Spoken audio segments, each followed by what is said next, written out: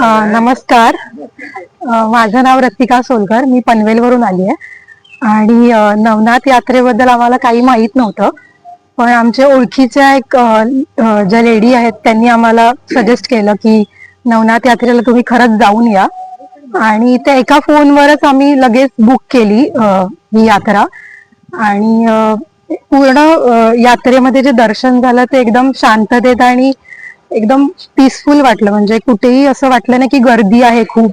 आणि मंदिरात एकदम गेल्यानंतर तिथली शांतता आणि ते प्रेझेन्स तो वाटत होता की तिथे ते ऍक्च्युली राहतात आजही. आणि त्याच्यामुळे ती जागा सोडावीशी पण नाही वाटली. म्हणजे काळ सुद्धा निघताना मला असं वाटत होतं की तिथेच राहावं. आणि ते सगळं गुरुजींमुळे शक्य झालं. आणि त्या ह्या यात्रेनिमित्त पूर्ण महाराष्ट्र पण बघायला मिळालं आणि वेगवेगळं जेवण पण खायला मिळालं.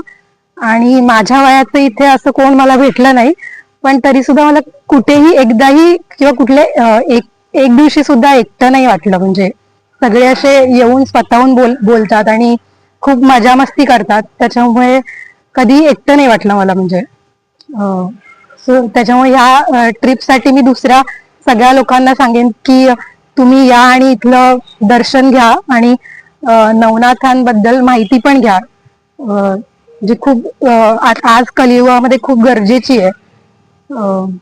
हे बोलून मी दोन शब्द समाप्त करते. आणि गुरुजींचे पण मी आभार मानते की तुमच्यामुळे हे दर्शन झाले. पुढे पण कधी जर योग आला तर मी नक्की येईल. Thank you so much.